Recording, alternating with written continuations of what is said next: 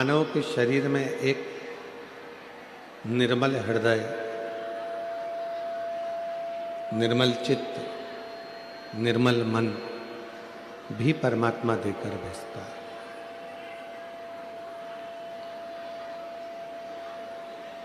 अब केवल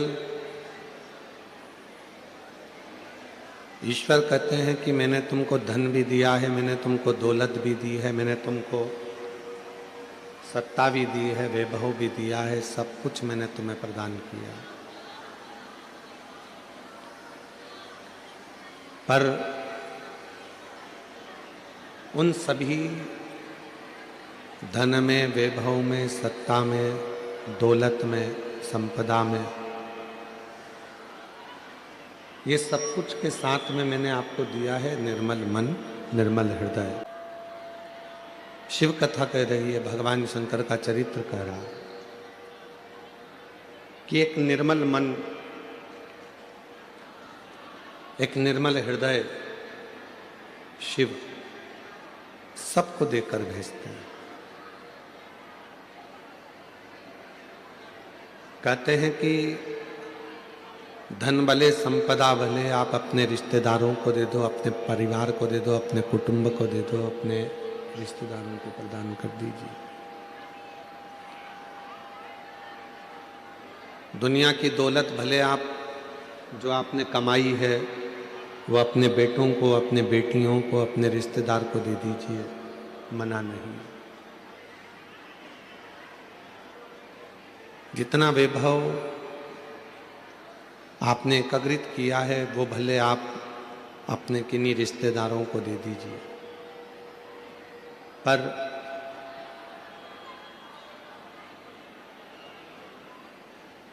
शिव महापुराण की कथा कहती है कि जो अपना हृदय है, जो अपना मन है, जो अपना दिल है, वो किसी को मत दीजिए। अपने मन को, अपने हृदय को, अपने चित्त को अपने शिव के लिए संभाल कर रखिए।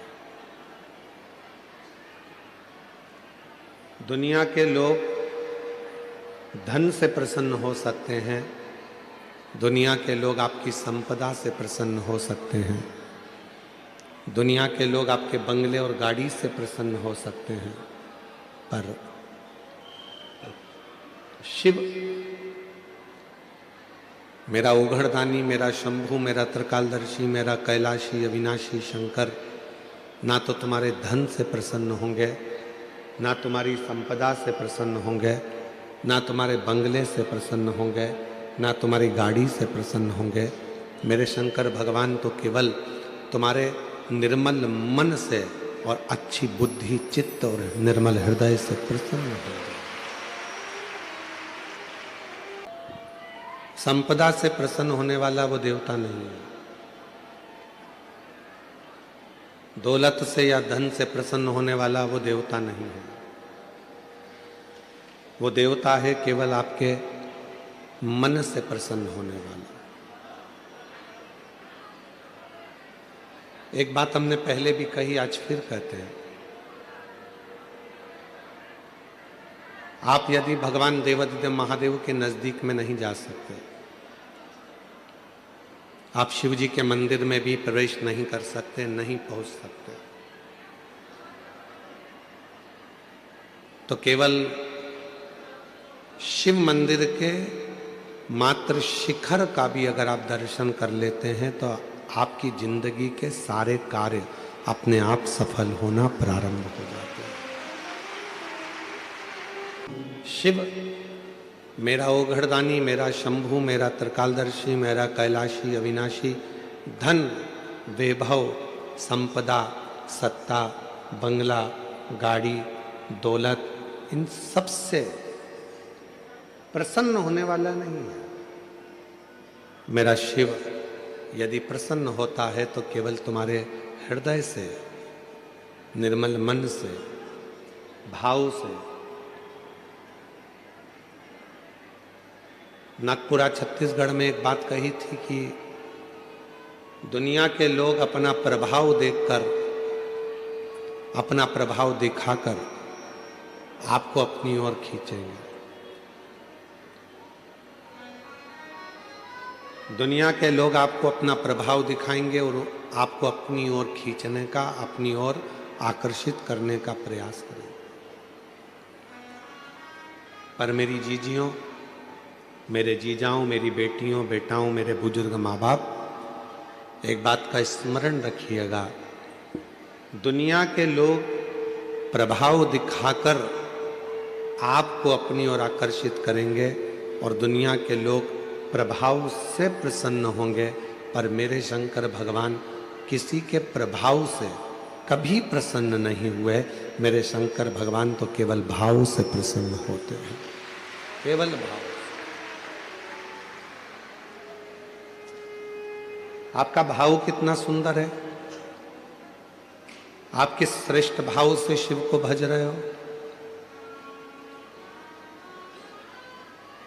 शायद मुंबई के लोगों ने पहली बार ऐसा नजारा देखा होगा कि कथा सुबह 8 बजे चालू हो रही है तो पूरी रात से शिव भक्त इन पंडालों में बैठकर इंतजार कर रहे हैं।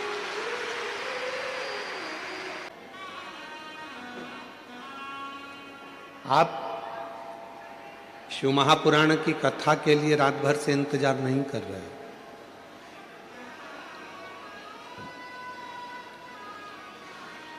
जैसे माता पार्वती जी ने भगवान शिव का इंतजार करा और भगवान शंकर एक ना एक दिन पार्वती जी को मिले, सती माता ने भगवान शंकर का इंतजार करा और माता सती को शिव जी मिले। मार्कंडे बाबा ने शिव जी का इंतजार करा और मार्कंडे बाबा को शिव जी मिले। राजा श्वेत ने शंकर भगवान का इंतजार करा और राजा श्वेत को शंकर भगवान मिले। आप कथा का इंतजार नहीं कर रहे, पूरी रात बैठकर श्री शिवाय नमस्तुभ्यम भजते हुए, नमः शिवाय बोलते हुए, ओम नमः शिवाय जपते हुए आप उस शंकर का इंतजार कर रहे हो जो तुम्हारी झोली भर कर जाए।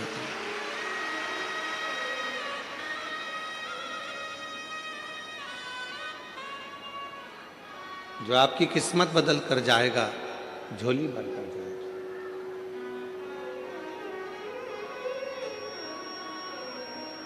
33 कोटि देवता में केवल एक देवता है, वो है देव अधिदेव महादेव, जो प्रभाव से नहीं, धन से नहीं, दौलत से नहीं, संपदा से नहीं, सत्ता से नहीं, वैभव से नहीं, केवल आपकी भक्ति से प्रसन्न होते। क्या मांगा शिव जी ने? शंकर भगवान, लंकापति रावण ने एक बार शिव जी के सामने जाकर खड़ा होकर कह दिया था कि आपको मैं क्या दूं, मैं आपको क्या प्रदान करूं।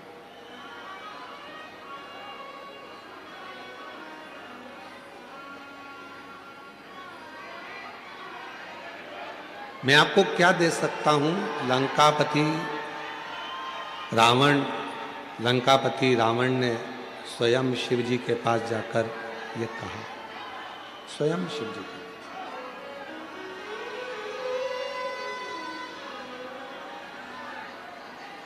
और लंकापति रावण ने भगवान शंकर जी के पास जाकर कहा कि मैं आपको क्या दे सकता हूं, मैं आपको क्या प्रदान कर सकता हूं। मेरी जीजियों, मेरे जीजाओं, मेरी बेटियों, बेटाओं, मेरे बुजुर्ग माँ बाप, याद रखना, ये लंकापति रावण की कथा नहीं,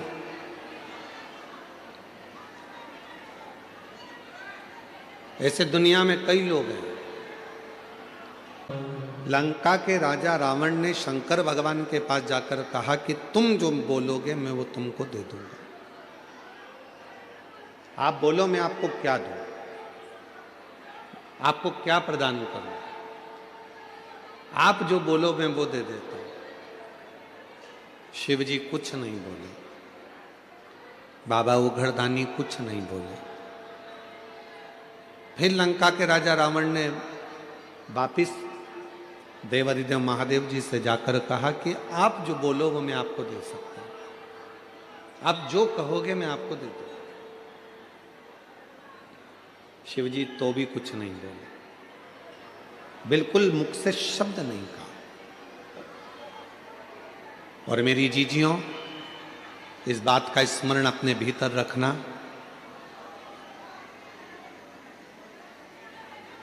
मेरा वो घरदानी, अगर कोई दुनिया का व्यक्ति तुम्हारे पास में आकर कहे कि शंकर भगवान को ये दे दो, शंकर भगवान को वो दे दो, समझ लेना कि व्यर्थ की बात है। शिव कभी भी अपने भक्त से ये भी नहीं कहते कि मुझे तू ढेरों चढ़ावा दे, धन दे, संपदा दे, या तू मुझे कुछ प्रदान कर। शिव नहीं कहते। और आपके इधर अगर मुंबई में, अगर महाराष्ट्र में, अगर कहीं शंकर भगवान तुमसे कहते हो कि मुझे ये ला कर दो, तो बात दूसरी है। पर शिव पुराण की कथा कहती है कि शंकर भगवान कभी नहीं कहते कि मुझे तू ये दे या वो दे। भगवान ना तो मेरे पास में कई लोग कहते हैं शिव जी की पूजन में गंगा का जल होना जरूरी है।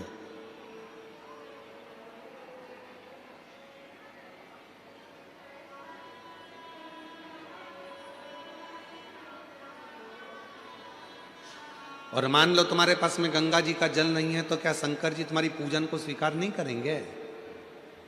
अरे बोलो तो जम के, करेंगे ना। क्यों?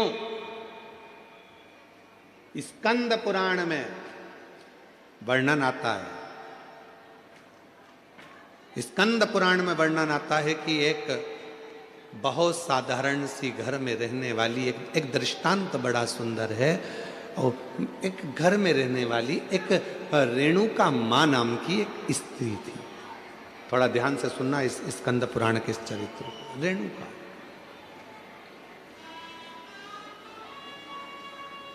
वो रेणुका मां के पास में कुछ भी नहीं था। उसकी एक बेटी थी, सुकन्या कर। रेणुका मां की एक बेटी थी सुकन्या, बड़ी सुंदर थी। और रेणुका मां भी शंकर भगवान की पूजन करती थी और सुकन्या भी शिव जी की पूजन करती थी। सरल विधि से पूजन करते। मंदिर जाते थे तो जाते जाते कोई वृक्ष की पत्तियां मिल जाती थी, वो शिव जी को चढ़ा देते थे।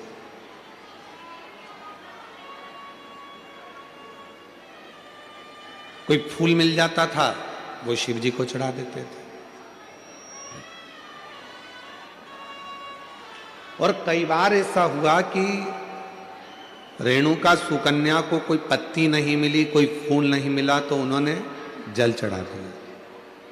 कई बार ऐसा भी हुआ कि सुकन्या और रेणुका को जल भी नहीं मिला, तो उन्होंने 3 बार ताली बजा दी।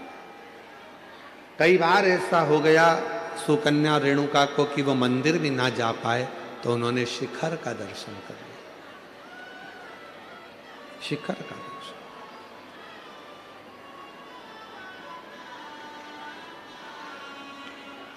एक दिन रेणुका और सुकन्या दोनों बैठी हुई थी, और रेणुका सुकन्या बैठी हुई थी, और वहीं से एक संत का निकलना हुआ। बड़े विरक्त संत थे, शंकर जी के परम भक्त थे वो भी। स्कंद पुराण का ये बहुत सुंदर दृष्टांत है, अपनी जिंदगी में उतारिएगा। रेणुका सुकन्या बैठी है और वहीं से संत का निकलना हो रहा। विरक्त थे, शिव के परम उपासक थे।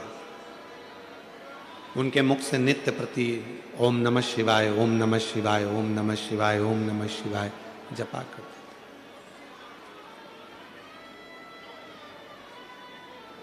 आज संत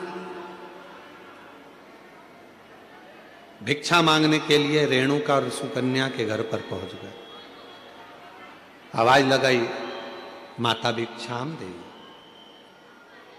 माता भिक्षाम दे, भूख लगी है, थोड़ा अन्न का भाग दीजिए। रेणुका सुकन्या बाबा की आवाज सुनकर बाहर गई, दरवाजा खुला, आसन दिया, बिछाया, बिठाया, जल पिलाया, अंदर से भोजन ला कर दिया। पूजा की तैयारी कर रही थी शिव मंदिर जाने के लिए सुकन्या, और बाबा की दृष्टि पड़ गई उस पूजन की थाली पर। और जैसे ही संत की दृष्टि पूजन की थाली पर पड़ी तो संत ने बात बात में पूछ लिया, ये पूजन में सारा साहित्य रखा हुआ है पर गंगा का जल नहीं है, तो तुम्हारी पूजन शिव स्वीकार नहीं करेंगे। ये संत ने कह दिया रेणुका और सुकन्या से, आपकी पूजन में, आपकी पूजा की थाली में गंगा का जल नहीं है तो शिव इस पूजन को स्वीकार नहीं करेंगे।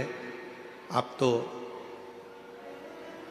संत कहकर चले गए, सुकन्या की बुद्धि में वो बात बैठ गई और सुकन्या मां के चरणों में प्रणाम कर कर बोली कि मुझे गंगा का जल चाहिए, मुझे गंगा का जल चाहिए। बाबा कहकर गए हैं, संत कहकर गए हैं कि जब तक गंगा का जल पूजन की थाली में नहीं होगा तब तक शिव प्रसन्न नहीं होंगे, शिव इस पूजन को स्वीकार नहीं करेंगे। अगर भगवान शंकर को पूजन स्वीकार करना है, अगर भगवान शंकर को पूजन स्वीकार करना है तो गंगा का जल का होना जरूरी है। स्कंद पुराण कह रही है कि सुकन्या और रेणुका दोनों आंखों में जल भर ली। कहा एक काम करो सुकन्या, तुम गंगोत्री चली जाओ और गंगा जी के उद्गम से गंगा जी का जल लेकर आ जाओ। जाओ। सुकन्या हाथ जोड़कर बोली, मां मैं अकेली कन्या, मैं अकेली स्त्री गंगा का जल लेने के लिए कैसे जाऊंगी?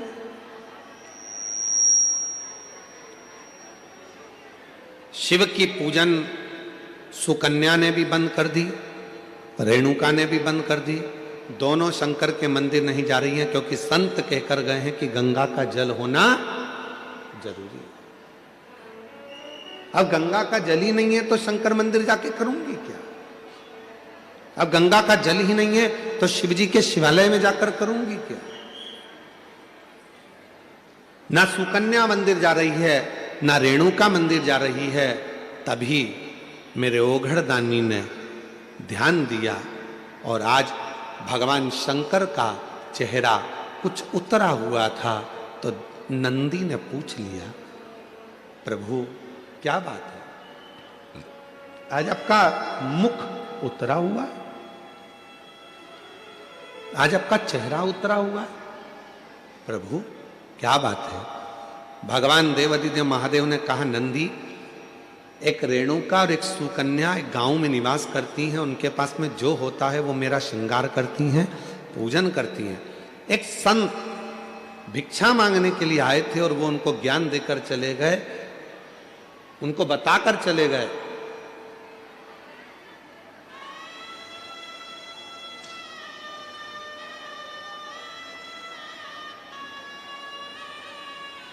कि गंगा के जल के बिना शिव पूजन को स्वीकार नहीं करते। ना मां मंदिर जा रही है ना बेटी मंदिर जा रही है, दोनों विचार में लगे हैं कि गंगा का जल कहां से लेकर आए, गंगा का जल कैसे लेकर आए, दोनों विचार। और उन दोनों के जल के बिना मैं फीका हूं। तभी भगवान शिव के पास से नंदी दौड़ कर गए, आप चिंता मत करो, आपका चेहरा उतरा हुआ देखकर, मुख उतरा हुआ देखकर मुझे अच्छा नहीं लग रहा। दौड़ कर गए नंदी और नंदी ने जाकर एक साधु का रूप रखकर पहले तो संत को समझाया कि गंगा का जल की मूलता नहीं, मूलता है शिव भक्ति की। जाओ जाकर सूचित करो।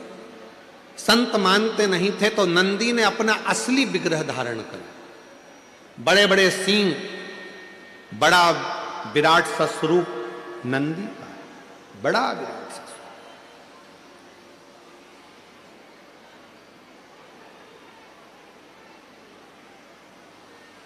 और इतना विराट स्वरूप नंदी का था, इतना विराट स्वरूप नंदी का था। नंदी जैसे ही सामने जाकर उस संत के खड़े हुए और अपनी पूंछ का एक बाल संत के ऊपर जो घुमाया, इतने में संत जमीन पर पड़ गए। हाथ जोड़कर बोले, मुझसे क्या गलती हो गई? तो नंदी ने कहा, गलती केवल एक हुई है कि वो पूजन करने वाली जिस भाव से पूजन करती थी, जैसी मंदिर जाती थी, जो जिस भाव से पूजता था, उसकी पूजन तुमने बंद करा दी, केवल एक गंगा के जल के लिए, कि पूजन में गंगा का जल होना जरूरी है। जाओ। नंदी ने कहा, संत, ए साधु, जाकर वो रेणुका और सुकन्या से जाकर कहो कि जब शंकर भगवान के ऊपर एक लोटा जल चढ़ता है, जब शिव जी के ऊपर पानी की एक बूंद गिरती है, जब शंकर भगवान के ऊपर अगर कोई साधारण जल भी चढ़ता है तो वो शंकर के ऊपर चढ़ा, और जैसे उनके शिवलिंग पर चढ़ा, जटा से लगा, तो वो अपने आप गंगा जल बन जाता है, अलग से गंगा जल की जरूरत नहीं पड़ती। जाओ कहो, बोलो उनको।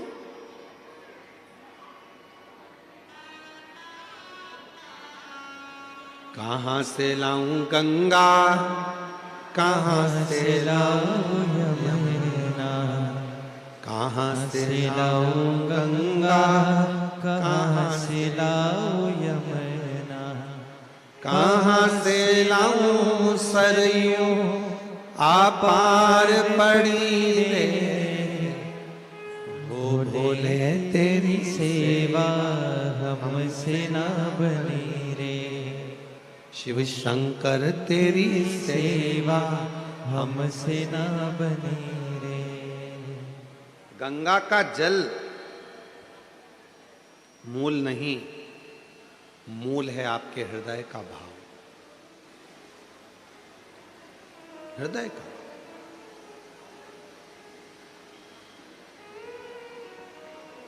इस कथा में कई लोग गाड़ी भर भर कर पानी की बोतल लाकर बांटे, कई लोग श्रीखंड की हजारों हजार डब्बे लाकर बांटे, कोई खिचड़ी लाकर बांटा, कोई भोजन के पैकेट बनवा बनवा के हजार हजार 5-5 हजार लाकर लोगों को बांटे।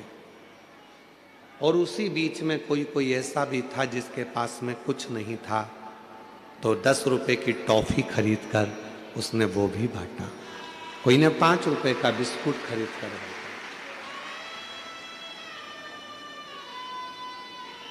तो क्या उसका बांटना स्वीकार नहीं होगा? क्या उसका बांटना स्वीकार नहीं है?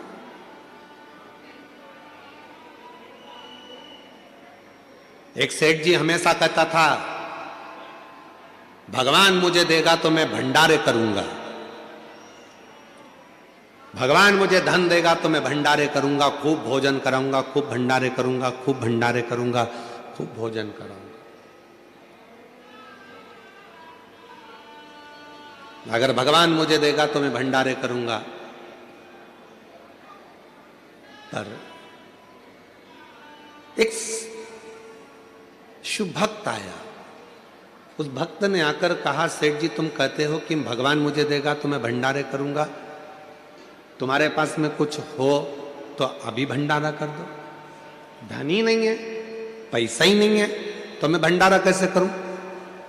शिव भक्त ने कहा, भंडारा वो नहीं कि 10,000 लोगों को भोजन कराऊंगा तो भंडारा होगा, 50,000 लोगों को भोजन कराऊंगा तो भंडारा होगा। भंडारा उसको भी कहा जाता है कि किसी प्यासे एक व्यक्ति को भी अगर पानी पिला दिया, किसी एक भूखे को भोजन करा दिया, तो वो भी भंडारा, वो भी भंडारा।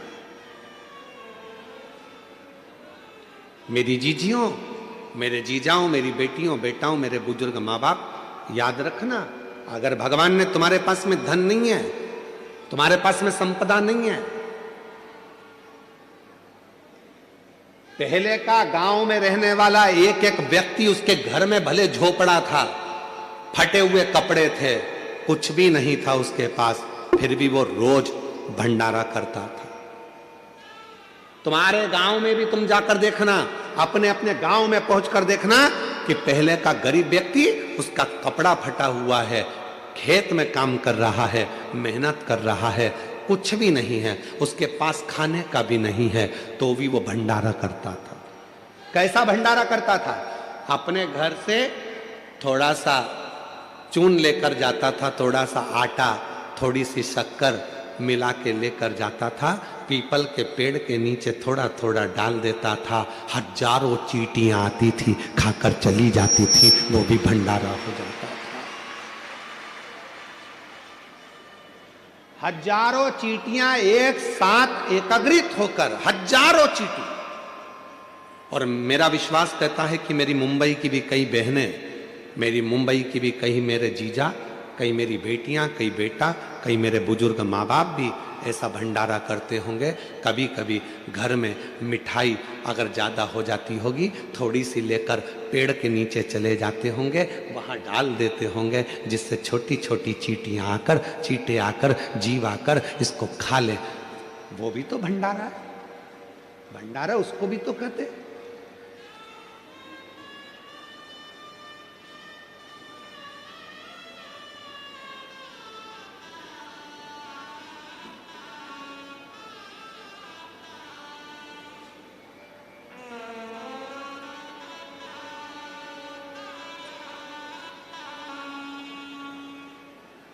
लगभग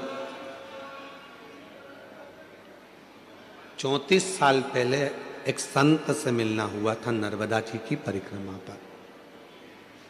जब हमने नर्मदा परिक्रमा करी थी तब एक संत से मिलना हुआ था, फिर उस संत का दर्शन कभी नहीं हुआ। 34 से 38 साल के पहले की बात होगी, एक संत का दर्शन।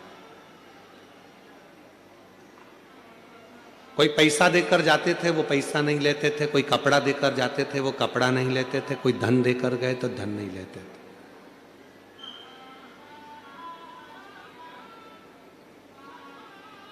हर 4 महीने में वो भंडारा करते थे,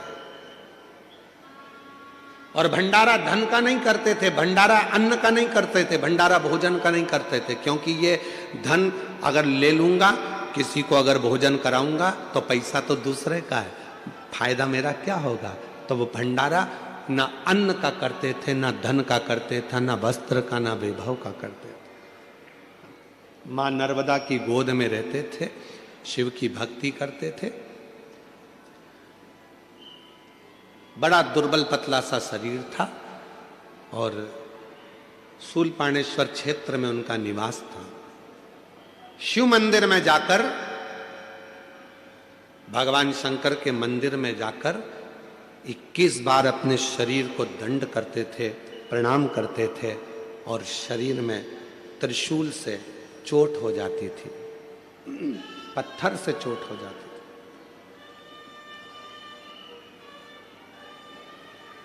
पड़ जाते थे, अपनी चटाई पर, कुशा के आसन पर सो जाते थे।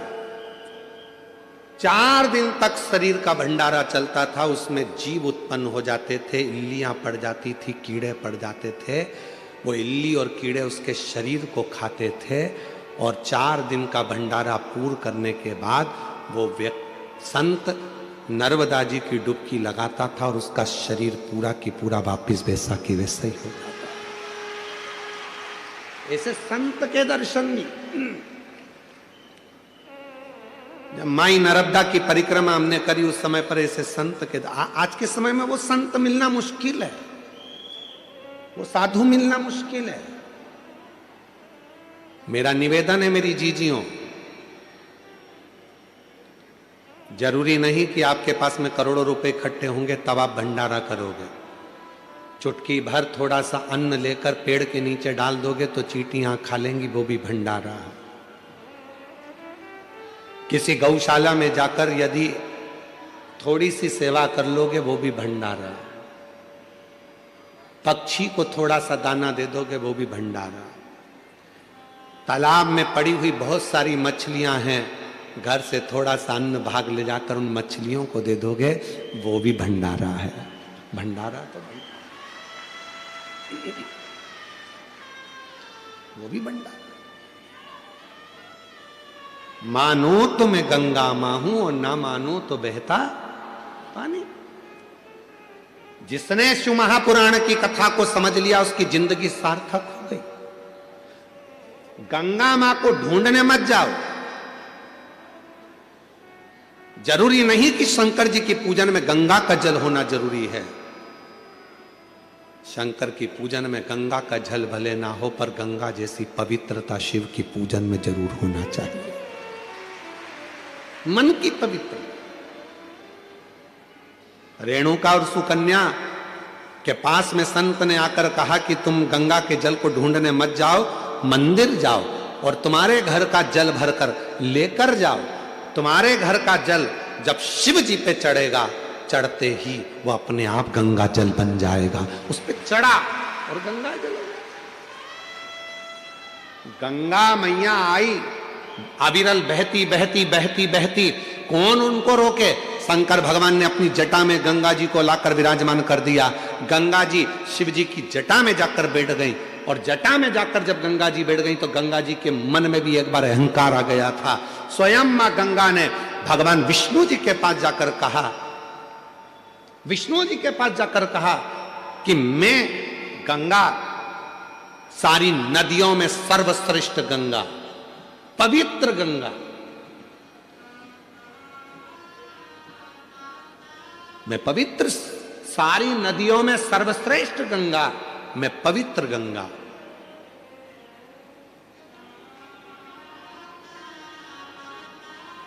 और मेरे जल के बिना लोगों को मुक्ति नहीं मिल सकती। ये गंगा जी कह रहे। भगवान नारायण ने तुरंत कहा कि गंगा तुम्हारी महत्वता तब तक है जब तक तुम शंकर की जटा में हो। तुम्हारा सम्मान शिव की जटा से है, तुम्हारा आदर शंकर की जटा से है। और तुम कह रही हो कि मेरी महत्वता ज्यादा है। गंगा शंकर भगवान के शरीर से अगर एक साधारण पानी भी छू जाता है तो वो गंगा के जल के बराबर श्रेष्ठ हो जाता है।